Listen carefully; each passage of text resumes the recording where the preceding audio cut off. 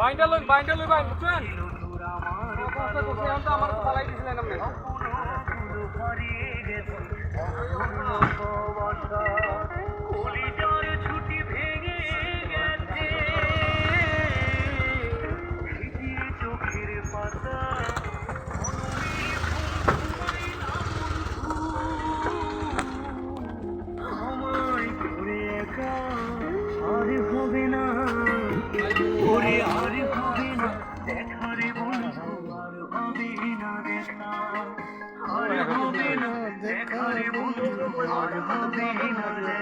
না না এটা তো টান দিতেই হইব